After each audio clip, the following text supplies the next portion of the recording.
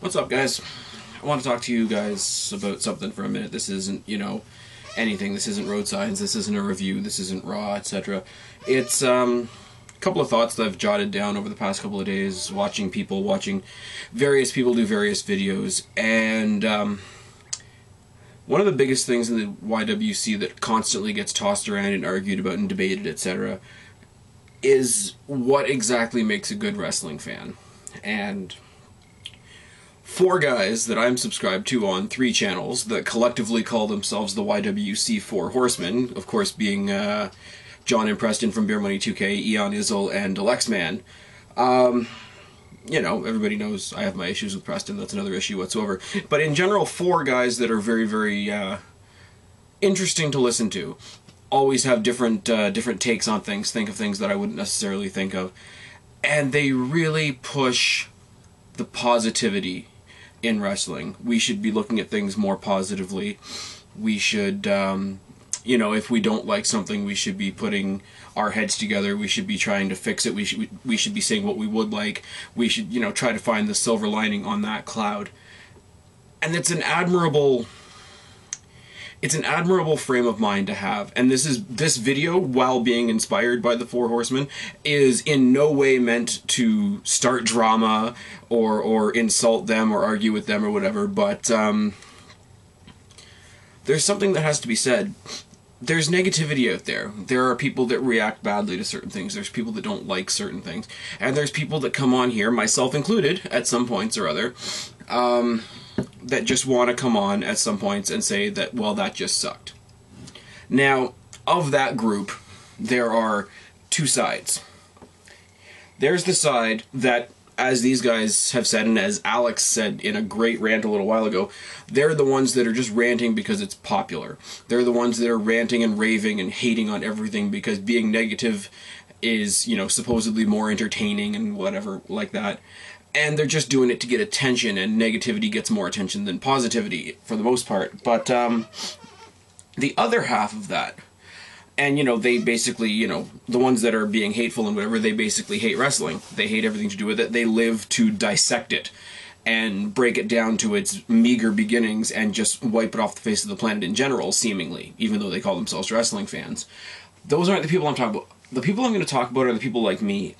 The people that are so negative about some of the things that happen in wrestling. I love a lot of things that are happening in wrestling right now. CM Punk being the WWE champion, top of my list. But dissect certain things and come down so hard on things, not because we hate wrestling, not because we've lost the passion and the faith in wrestling, but because we have so much faith and so much passion in something.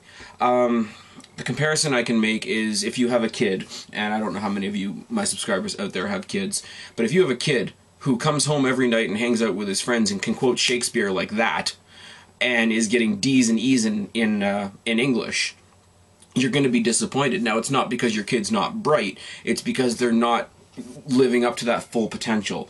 So this is the portion of the haters, the negative people that are being so vilified as not being very good wrestling fans, that I really want to address, because we, I think, have a voice that needs to be heard. This is the voice that comes from people like me, people like Pacifist299, people like Wrestling Jesus, who's now known as Rant God TV, and he's still doing his thing, so anybody that lost Wrestling Jesus, go to Rant God TV and you'll find him. But we come down so hard on wrestling because we know it can be so much better. Now, I want to preface this with saying, this is not a let's go back to the Attitude Era video. I'm going to talk about the Attitude Era at the end and how that misconception has become so widely spread in the YWC, it's ridiculous, but that's kind of going to be the end of this video. But there are specific points, and some of them is just like, okay, we don't like what they're doing in general. Some of them it's like, well, why doesn't this company do it more like this company, etc., etc., etc. But I'm going to give you a couple bullet points that I came to as examples. Cruiserweights, light heavyweights, high flyers, lightweights, whatever you want to call them. WWE does not know how to treat their small wrestlers.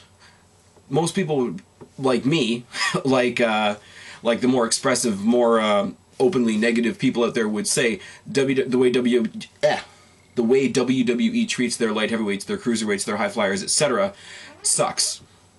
And it does. When you remember back to WCW, how the cruiserweights not only were their own part of the show, but they had their own title, which is a big thing. You don't really exist in wrestling unless you have a title to go for. And I'm sorry, your Epicos and your Primos and your Evan Bournes, when he comes back, God willing, aren't first in line for a heavyweight championship because they're not heavyweights. I firmly believe that the reason that Rey Mysterio got injured as much as he did was because he was always in there with giants playing the David and Goliath role, which couldn't have been good for him. WCW, even though it went under, even though it was killed by Vince McMahon and the Attitude Era and the Monday Night Wars and all that, always had a spot for the Cruiserweights, and the Cruiserweights weren't just sort of a sideshow attraction. They were part of the show. Who remembers the LWO? Who remembers, at the very end, so many Cruiserweights that you had a Cruiserweight tag team division? I'm sorry to say it, but TNA is my next example. If any of you guys follow me on Twitter, at SpazPhoenix, you know when Impact is going on, most of my tweets about Impact have the hashtag #TakeNotesWWE on them. And High Flyers is definitely one of them. They don't call it a cruiserweight, they don't call it a light heavyweight, they didn't even give it a weight class until recently, but they have the X division for that high-flying, high-octane style of wrestling. And the thing is, they're not just there. There's not just one match tossed on so they can keep the title relevant. No, they have multiple feuds. They have, you know, this guy and that guy. They have guys like Samoa Joe and guys like AJ Styles showing that they can both be, you know, great guys. Whereas you've got, you know, guys like Yoshitatsu, who's amazing, Tyson Kidd, Evan Bourne, who only became relevant when he became a tag team champion, and we'll get to that in a second. Justin Gabriel, who's just now starting to shine and going after the Intercontinental Championship, which is good for him, and I'm tremendously happy for that, don't get me wrong. But if there was a Cruiserweight division, bring back Rey Mysterio when he's ready. Let him have his last run, let him have whatever he needs to do, and then let him have a Cruiserweight division. Let him supervise the creation and the creativity and the direction of a Cruiserweight division as his own project. You could make a tremendous impact in the WWE if you had a Cruiserweight division, because right now you have these guys who either get thrown into ramshackle tag teams or are relegated to internet shows like NXT and Superstars.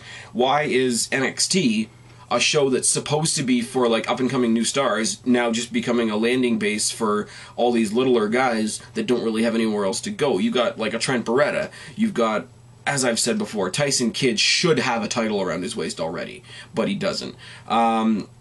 Gabriel's starting to poke through. Yoshitatsu should be poking through, and he's not. If you had a recognition and a spot for guys of this style, of this type, it would be amazing, and you would add more depth to your show. Depth to the show is going to be one of the themes of this video. I'll let you know that right now. WWE has the talent to do it. It's not like we're saying, hey, WWE, go out and find some like high-flying guys that we've never heard of before. We're saying, no, WWE, we see the potential in the guys you already have, and the fact that you're not doing anything with it and not recognizing them as their own special element sucks. And we're not saying it because we hate the WWE, we're saying it because we want to see what these guys can do. Alright, tag teams. Oh, good lord. And this goes right across the board. This goes across WWE, SmackDown, Raw, TNA, Impact, pay-per-views, whatever. When was the last time we had an actual... Okay, other than Primo and Epico right now and the Usos right now, when was the last time we had a tag team come in as a tag team? Somebody tell me. You know, you had different chunks from big groups like Nexus, different chunks from big groups like The Core, and the rest of the tag teams were kind of thrown together. I hate to say it, but even Air Boom was thrown together. They tried to make them look like a tag team, but they'd already been established as individual guys. I'm sorry, there's a big thing to be said for a team coming in as a team. And the same thing in TNA. This is where I'm going to flip the coin and, you know, start wagging my finger at TNA. TNA had an entire tag team tournament based on the fact that all the entrants in that tournament were not teams. They were random, thrown together wildcard teams. And right now, the biggest rivalry for the Tag Team Championship in TNA is Matt Morgan and Crimson versus Samoa Joe and Magnus, I think. Now, not to say that these guys aren't great workers. I'm not saying that in the slightest. Do not get me wrong. But they're all established single wrestlers. How are we all of a sudden supposed to bind to them like they are, you know, some great long-standing team? You know, they broke up the Dudleys. They've got one Steiner there. They had one half of Harlem Heat there for a while. If the Hardys didn't have the issues that they had, I would have loved to see the Hardy Boys go for a tag team run in TNA. Add to their tag team resume, so to speak. But there really isn't anything there. And the thing is, I can think back in the time that I've gone. Ultimately, right now, if you ask me what I wanted to see, I don't care how old they are, I don't care how out of shape they are, I don't care what their issues are right now. If you could give me, right now, the Headbangers versus the New Age Outlaws versus the Hardy Boys, I would be ready to kiss the ass of whoever could give me that right now. Because tag teams need to be more than what they are. It's not just two guys thrown together and here, have a team. The Usos came in as a team. Great. They're getting entirely underutilized, which is bullshit. The whole SmackDown scenario that they have set up right now, with Santino Marella bringing in Yoshitatsu one week and bringing in Hacksaw Jim Duggan one week, and it's supposed to be funny, and it's just not. It's by him throwing those tag teams together, it's like any two guys that want to hang out for more than 5 minutes can have a chance at the tag team titles, and that's not right, is it? There should be teams. There should be enough teams in the WWE, let alone, you know, going for the title. There should be enough teams that we have 1 or 2 or 3 teams trying to fight for the #1 contendership, and we just don't have it. Back in the day, I go back not so long ago when you had the APA, the Outlaws, the Edge and Christian, the Hardys, the Headbangers, the Godwins even, the Smoking Guns. Like, they were all great teams because their identity was as a team. We can't get attached to any team now because we know they're going to break them up in 5 minutes. Crime Time was a great, amusing, entertaining, athletic tag team. They broke them up. They went nowhere. Shad left. JTG's relegated to NXT, which is a fucking crime in itself. And nothing else happens. Like, they broke up the Hart Dynasty. Tyson Kidd is making his way slowly on Superstars now. D.H. Smith is gone, and Natalya is farting on SmackDown. Epico and Primo are the ones that I give the most credit to right now, and this is Primo's second run at trying to have a tag team with one of his family members. He's doing a great job with it right now, which is what's giving me a little bit of hope in the tag team division, and I'm eventually waiting for that moment where the Usos step up and say, where is our fucking shot? When that happens, it'll be great. I hope it happens before WrestleMania. You guys saw my last episode of Road Signs.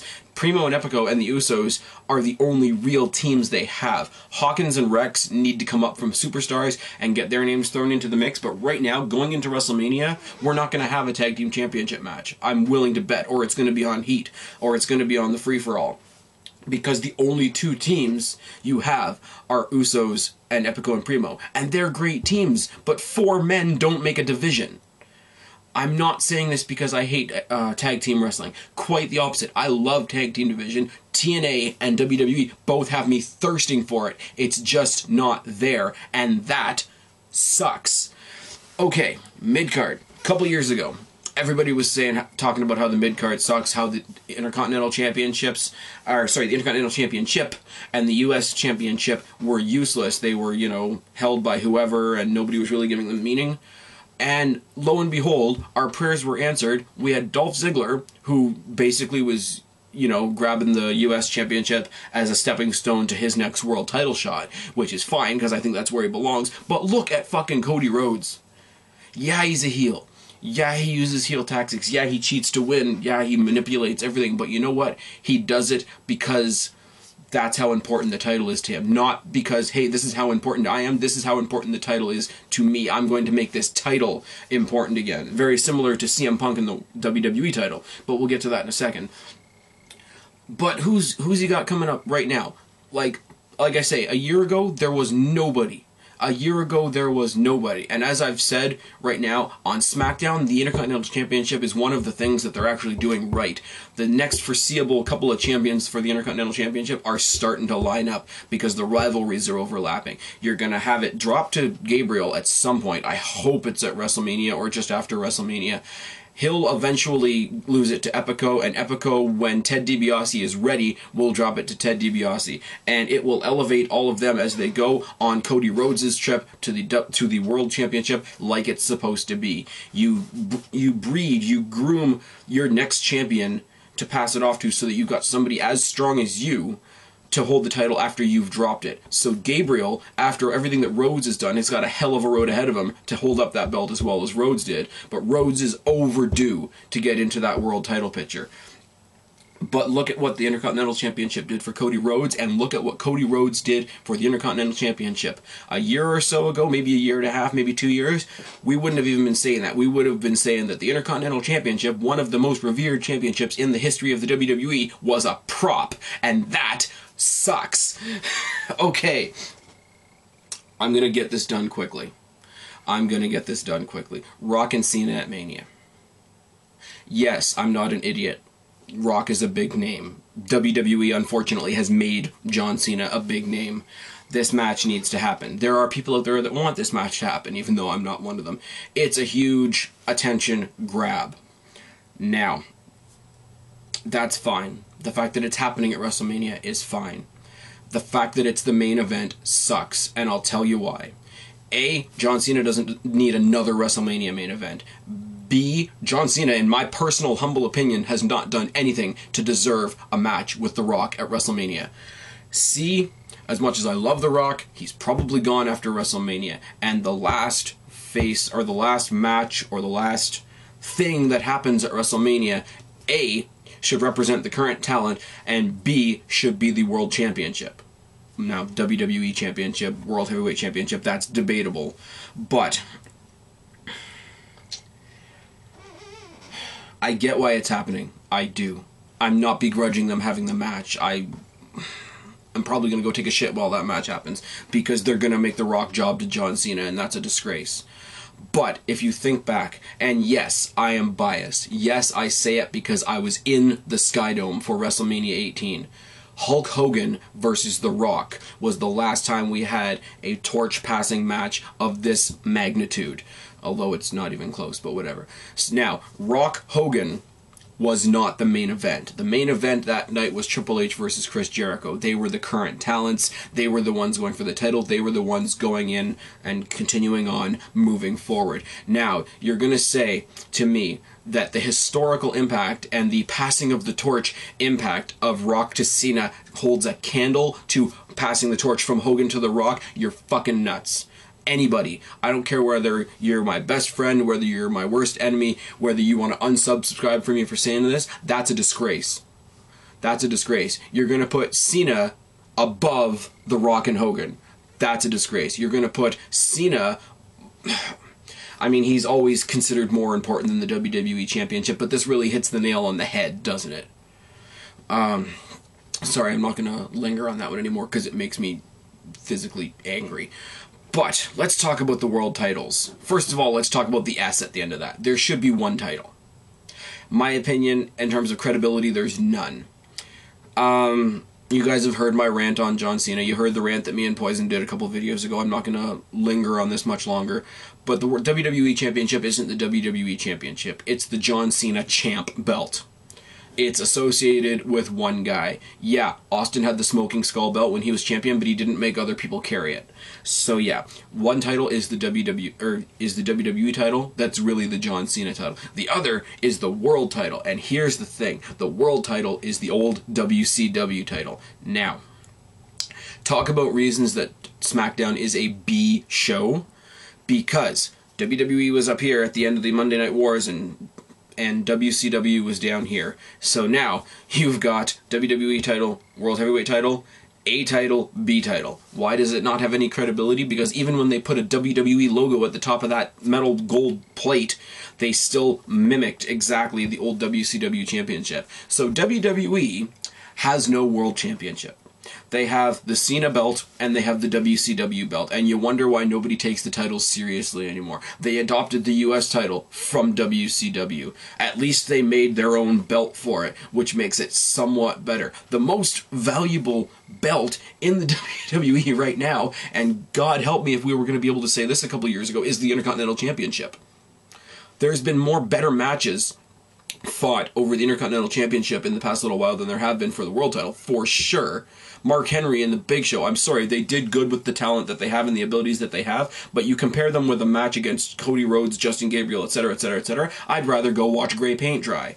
That's just how it is. We don't have world titles that we can believe in because physically we don't have belts that we can agree on, and that sucks. I'm not calling for, you know, the Winged Eagle belt, etc. I'm not calling for the old Attitude belt, but there needs to be something, and there needs to be one. If you have two bests, there are if you have two bests, there is no best, and that sucks.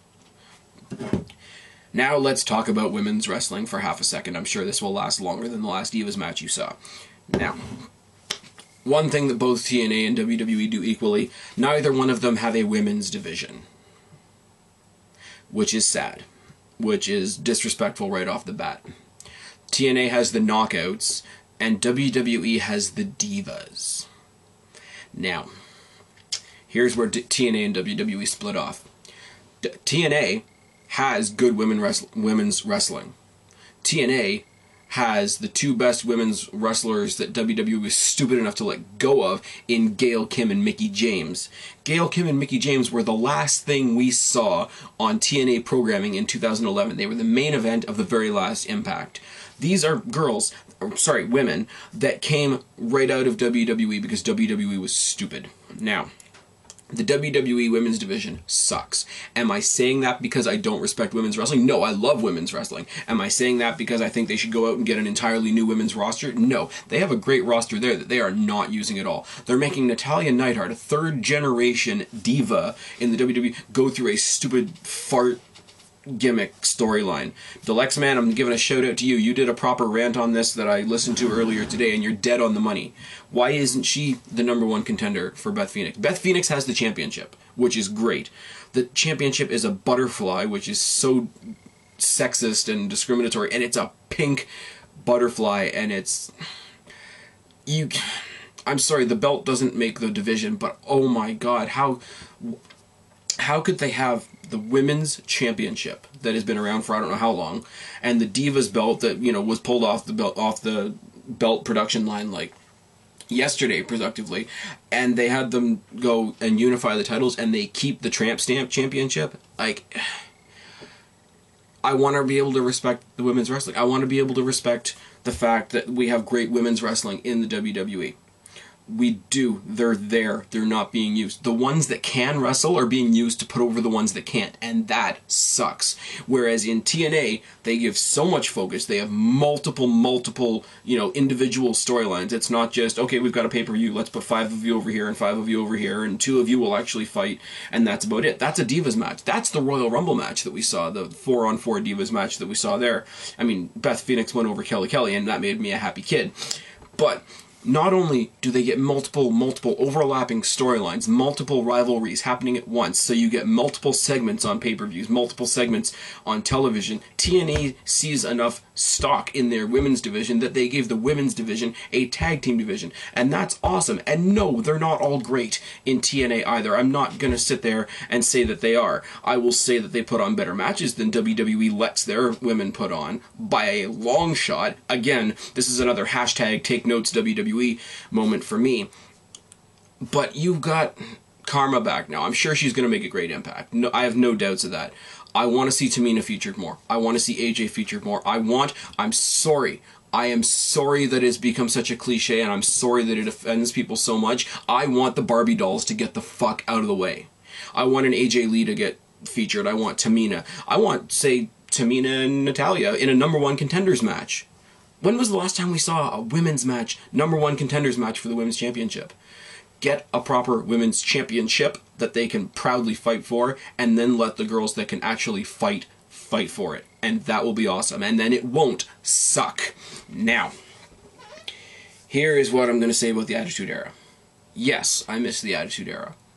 And yes, I do miss some of the cliche things from the Attitude Era. I miss the fact that they were able to swear more. I miss the fact that it was on later at night. I miss the fact that, yeah, we saw some tits and ass every now and then. I am a full-blooded Canadian male and everything down there works. You want to show me some tits and ass? Go for it. That is not why I'm not, you know, as some people have alluded to, you know, a bloodthirsty masochist that wants to see people ripped open at the end of every match and have to retire at the age of 35. That's not why I want the Attitude Era back. In the Attitude Era, you had one defined champion. In the Attitude Era, you had tag team championship matches that were main eventing shows, main eventing pay-per-views, etc., etc., etc. You had not only a mid-card title, but a lower card title in the European Championship, if anybody remembers back that far. For the more bloodthirsty of us out there, they did have the Hardcore Championship. And women's wrestling was better. I will say it until I run out of breath, until there is no more moisture in my mouth and I can no longer speak. We had Trish Stratus versus Lita, and Trish Stratus versus Lita was the Austin Rock of women's wrestling. It always will be. It will be the bedrock. It will be the measuring stick for women's wrestling until they show me something different. And I'm sorry, distinct divisions, various divisions. They had a Cruiserweight division at one point. They recognized the Cruiserweights, and then they put that Cruiserweight title on Hornswoggle, and it became a joke. They had, oh, what else can I say? Not only, you know, the tits and ass and the blood and the gore and the profanity and the sex and whatever. No, they had a product with depth, and that was when they had only one show a week. If they can do it with such a small confined amount of time, if they can do it with 2 hours on my television screen a week, why can't they do it with more?